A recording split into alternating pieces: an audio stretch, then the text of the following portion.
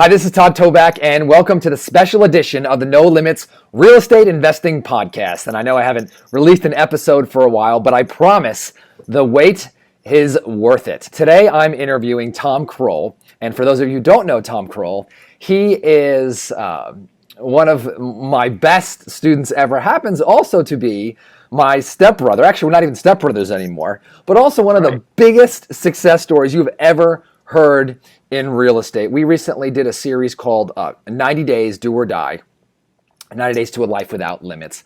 And it's an amazing story. Tom's real and raw journey of going completely bankrupt with no money, no experience, and building a $250,000 a year wholesale business in 18 months. Now it's much bigger than that, but I've gotten a lot of requests from all the listeners saying, oh my gosh, you have to do more Do or Die series and we need an update from Tom. And it was on my mind.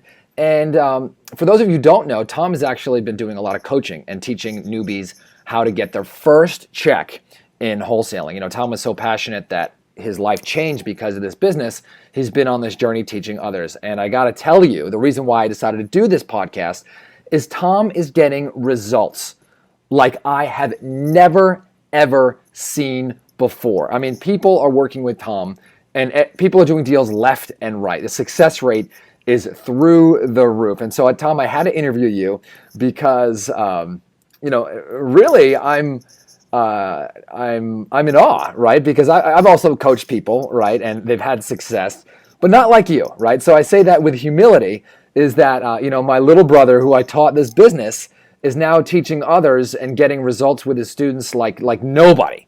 And so I wanted to interview you and find out some of the secrets you've been using to teaching and students that, the secrets that you use to get your students to get that first check so fast. I mean, it's like lightning fast. From zero to that first check, it's just like, so tell us your story and then how do you do it? And then also, before you get into that, tell our listeners what we're going to give them at the end of this podcast.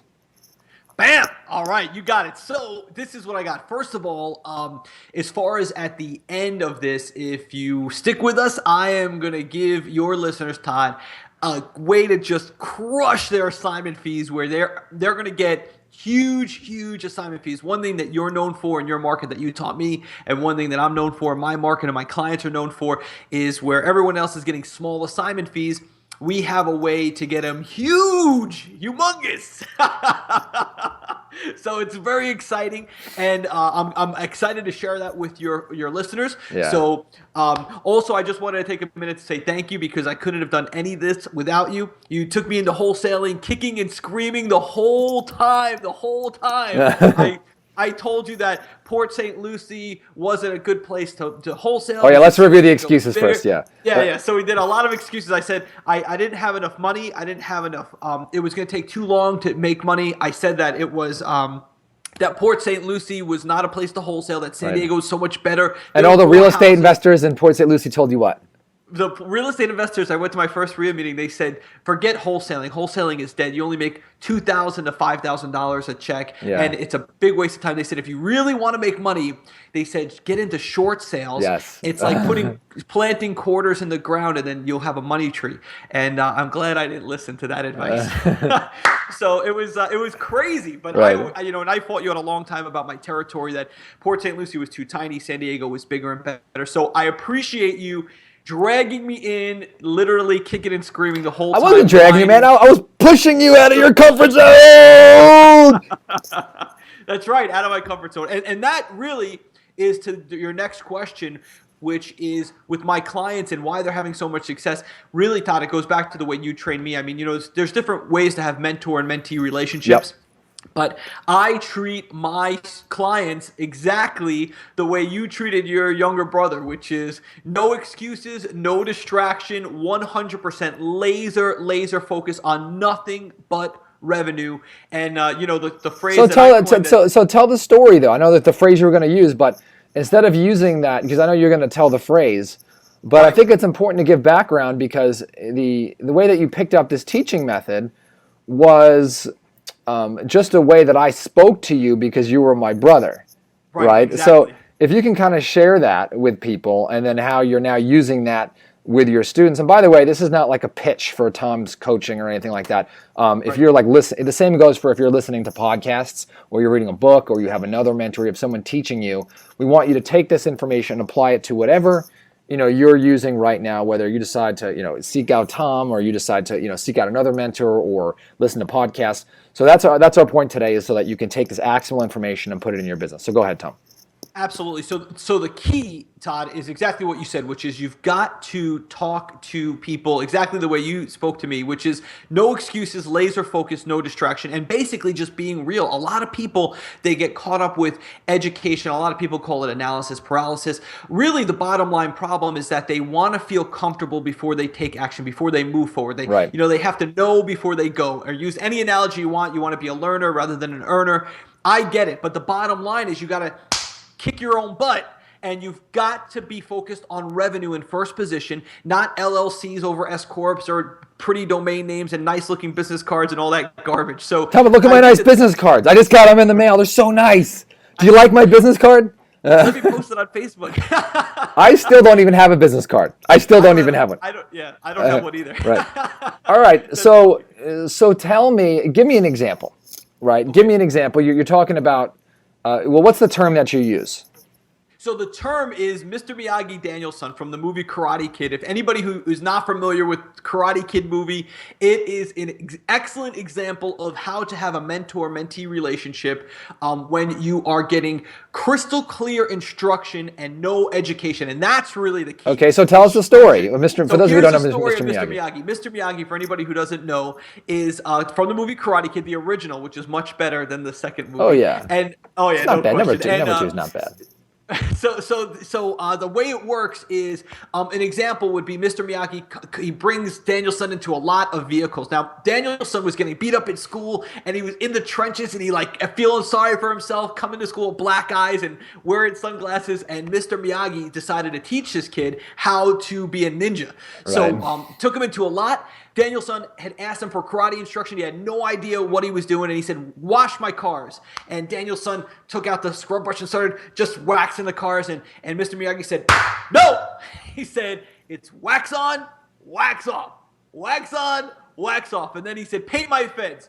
And Daniel-san started painting the fence, and he was doing a sloppy job, and Mr. Miyagi said, "No!" He said, "It's paint up, down, up, down. Yes. So that's and then Daniel-san was getting frustrated. He's like, "I wanted to be a karate guy, and now you're just basically making me clean your whole house." And Mr. Miyagi said, "Daniel-san." No, he goes, go ahead. Okay, go ahead. So he said, "Wait." He goes, and he started throwing punches, and he said, "Wax on," and he blocks a punch. And he wax off, blocks a punch, and then he goes paint, and he kicks him, and he blocks a kick. And that is the key with instruction over education. Some people will say, "Well, Tom, I like education. Is education a bad thing?" Education is not a bad thing, but the question is, how do you get your education? And I think I like Albert Einstein. He said, "All knowledge comes from experience." Right. So what you're going to get, what I got from you, is pure instruction, step-by-step instruction. And then anytime I deviated, the job of that person is to bring you back on course to waxing on and waxing off the right way. Okay, so let's bring this back to real estate. So let me give you an example. So when we were working together, give me an example of where you felt really uncomfortable, and I told you to do something where you felt like you didn't have enough information, but you had to move to the next step because I was telling you to, as Mr. Miyagi. There's so many examples. So I can think of a few right off the top of my head. First of all, I had no money. I was totally broke. And I mean, I was legitimately broke. I was bankrupt. Right. Through bankruptcy court. And, I had lost my job selling lawn care, and I was scared. And when I first called you, I said, where should I send my resume? And you said about wholesaling, and that's how we got started. But then you told me when we first got started, you said, "Well, Tom, I want you to start collecting cash buyers." And that was, first of all, contrary to everything that I've been hearing on podcasts. Everybody said a good deal will sell itself. Go get motivated sellers for, all this other, you can JV. Mm-hmm. Here's the deal. You told me to get cash buyers. I had my wife, Julie, your sister-in-law, who was hysterical crying, not knowing how to pay the mortgage. Oh, yeah. I had bills piling up. And by the way, let's talk about the mortgage. You asked me about the mortgage. What did you say? You told me not to pay the mortgage. And to do what? and put the money into marketing. Which was a hard sell for Julie. But you told me to collect cash buyers, and I didn't understand why.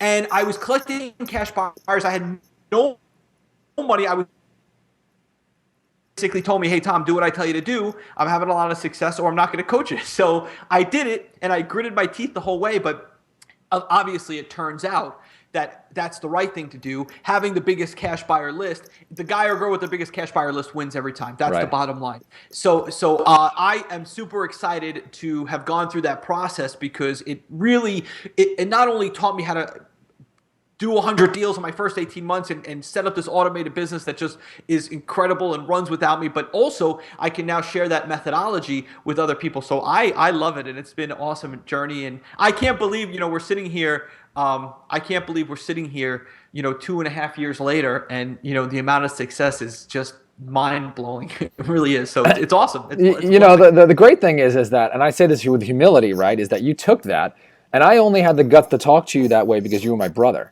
Right. So then you took this method and you brought it over to your students, and it's like all of a sudden they're getting the same results. It's crazy, and you're like changing lives. And so that for me, that is awesome. So why don't we give a little advice on, okay, so if someone's listening to podcasts or books, or they have a coach, or they're looking for a coach, how they should handle that now. And then let's give that piece of information that we promised at the end about that actionable, that one piece of instruction that we're going to tell everyone to do right now.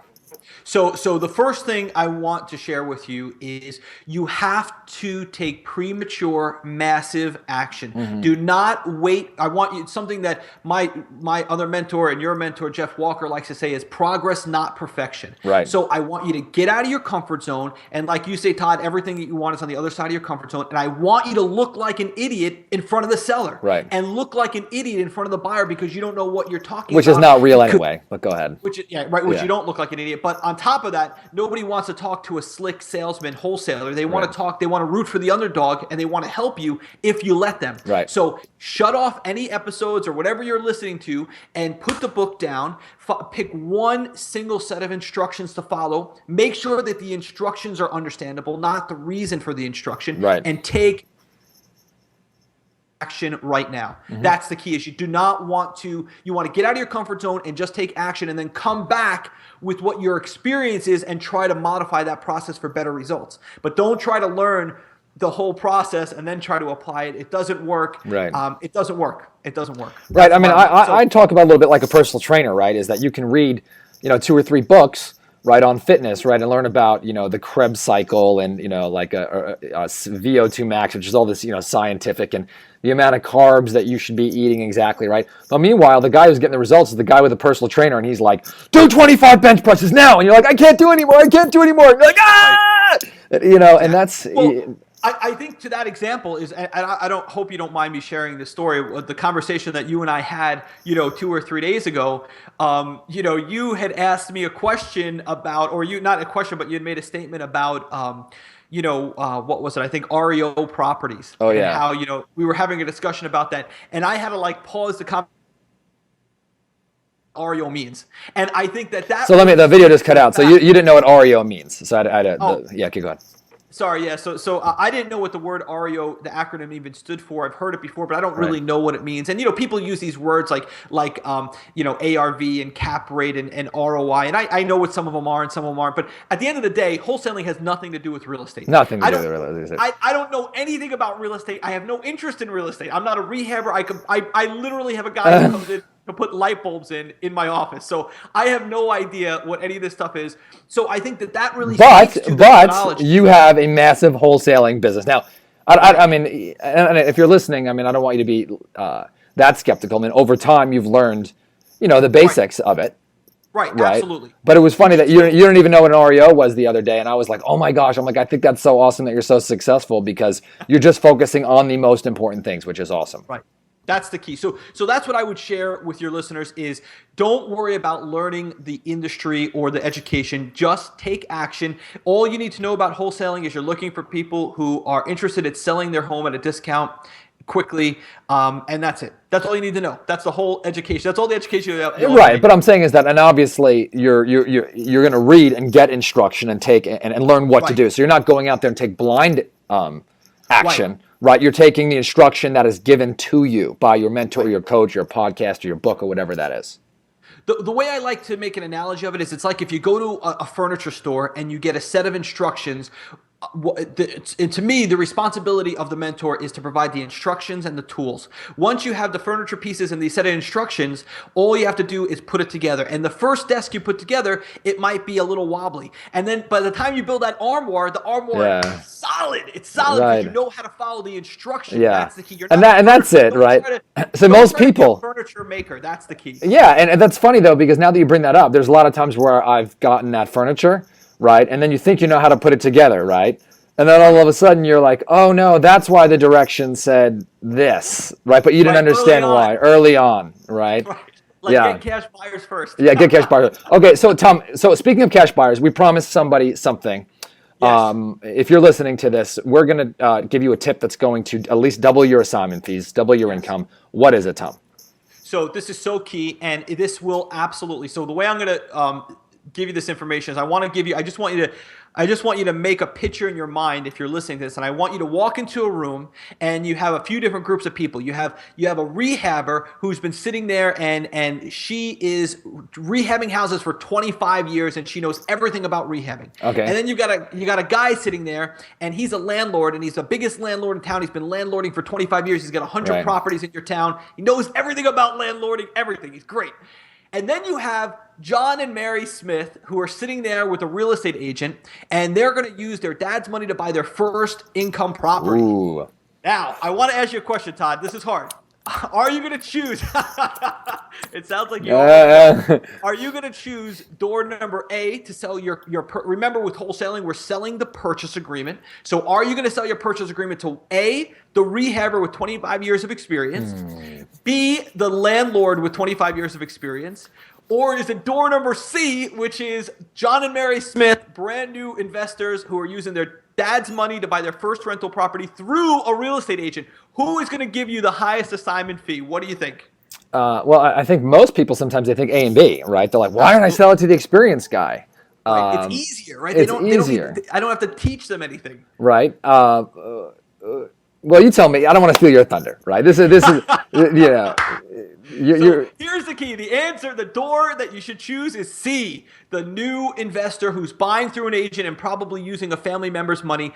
Every single time they will pay you the most money for the house, for the purchase agreement to buy the house. It's absolutely critical that you go out today. Shut the podcast down as soon as you're done with this podcast or just this recording.